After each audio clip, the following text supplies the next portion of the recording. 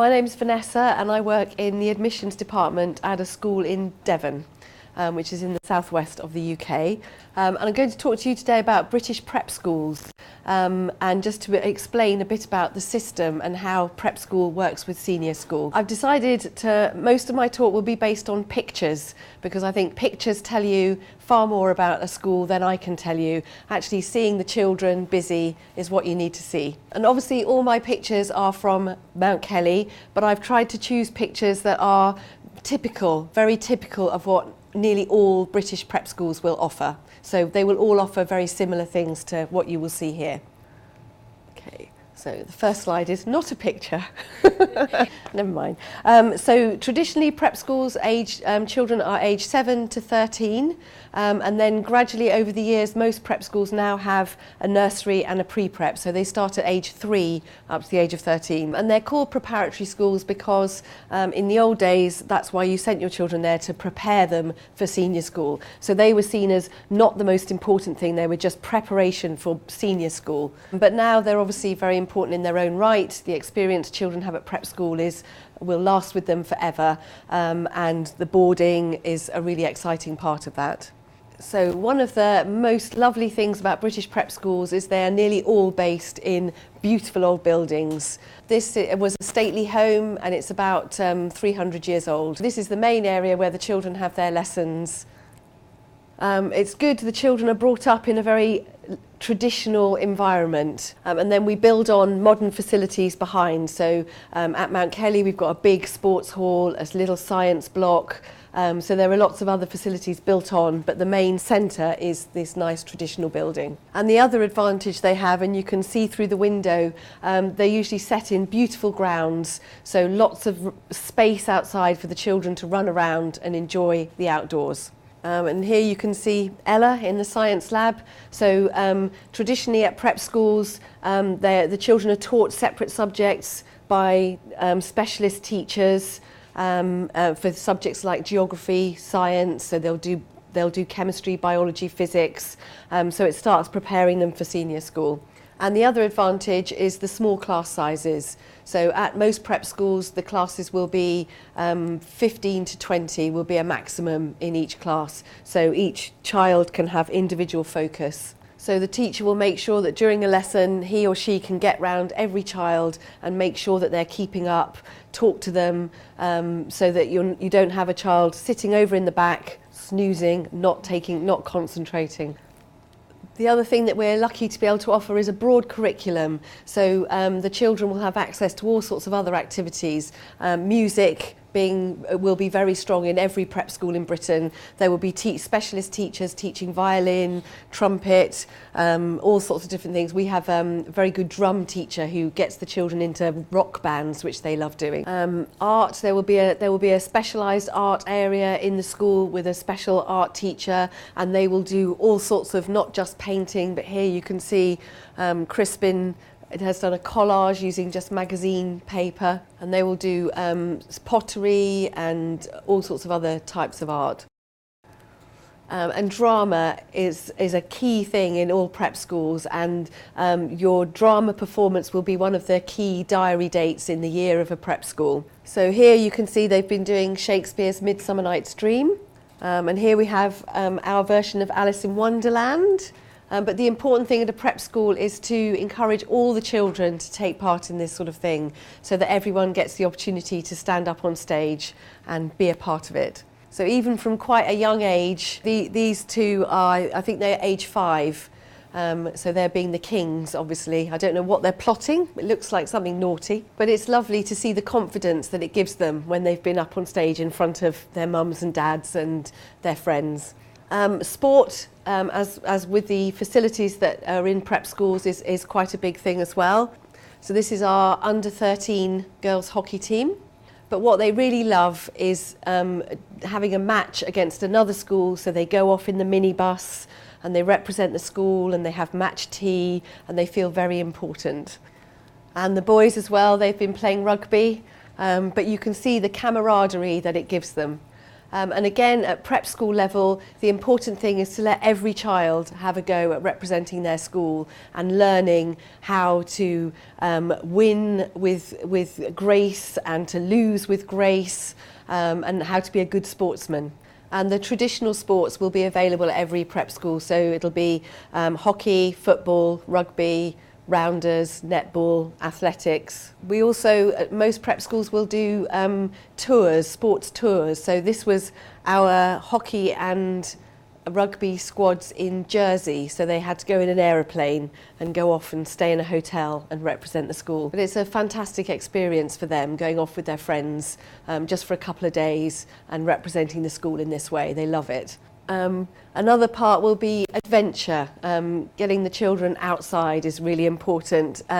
This is a little farmhouse that we own. It's about 4 miles from the school and they hike to it, but when they get there, there is no water, no electricity, so it's very basic. But they love it. They build campfires and tell ghost stories. But again, it's a good preparation for going on to do big expeditions when they're older.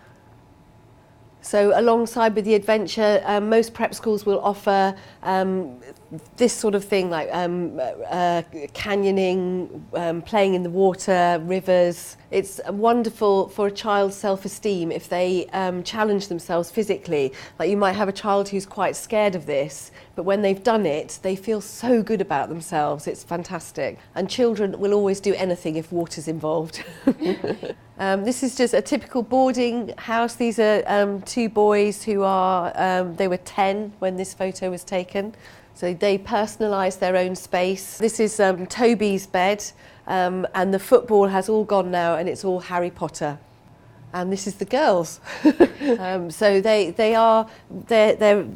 will be boarding in separate areas, but they have lots of communal space. And there will be lots of staff living on site. Every boarding house will have a house parent who lives there and a tutor as well who lives there. So there are adults with them all the time. It's amazing. The children really enjoy boarding. And in fact, the British Boarding Schools Association have been running a competition recently for children to write in and say what they like best about boarding, and they all say being with my friends. And they're friends from all over the world as well. And they start learning to be a bit independent as well, cooking for themselves outside. That's a really popular Saturday boarding activity. So the weekends will be busy with all sorts of different activities, but we try and keep it like a family. And as we said, it's preparing them for senior school. So in schools like ours, where there's a senior school attached, they will also mingle with the older children and start learning what goes on at the senior school. And we just finished with Anna and Roman, who I met here in February, who joined the school in September, and they love it. They're having a great time, and in fact their mum has just asked if they could stay for another year. Thank you. If you have any questions. Do you have any dance activities? Yeah, most prep schools will have clubs after school, and ballet and dance will be one of them. We certainly have ballet, and I'm sure most schools will do, yeah. Ballet and trampolining are very popular with our girls at the moment. Trampolining's a big thing. Какая программа в течение дня у детей? То есть по времени, сколько занимают занятия, сколько занимает... So they will have lessons from about 9 o'clock. They'll have lessons all morning, and then usually 2 or 3 afternoons a week they will have sport, and the others will have lessons. So most prep schools will offer some sort of physical activity, sport every day. Yeah, the British school year is 3 terms. So we start in September and then go from September to Christmas in December, with 1 week off in the middle, or 2 weeks off. We are in the middle of half term now, holiday now.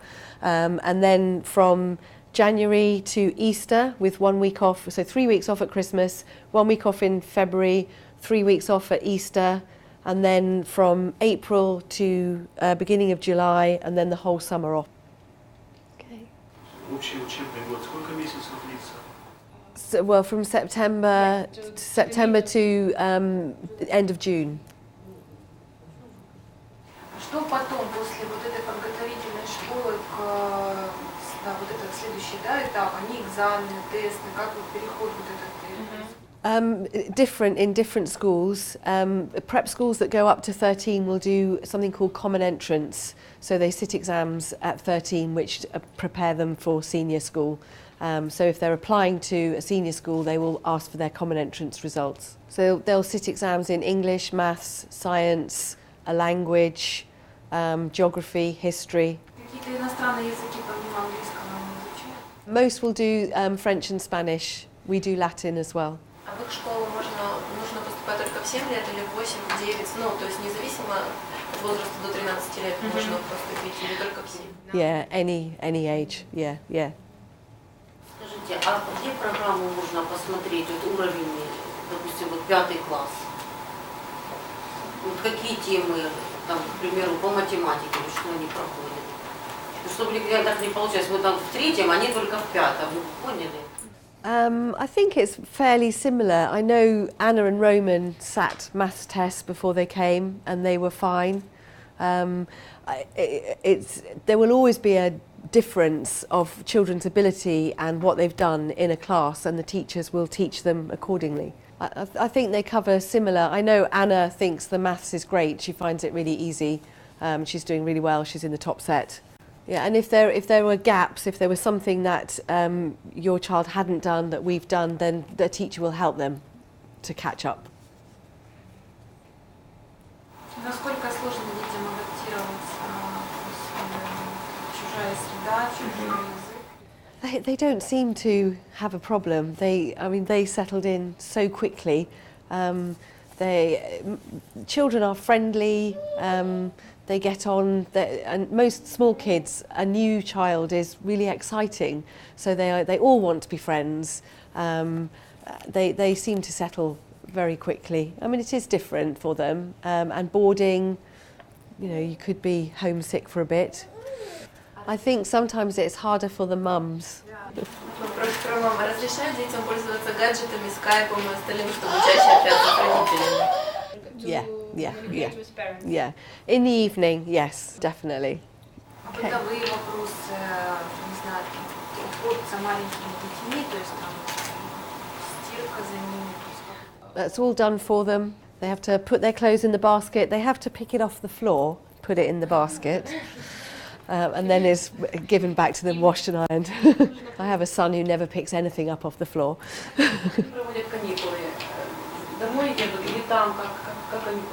No, they go home or to their guardians, host family. They have a great time. Thank you. Thank you. Thank you.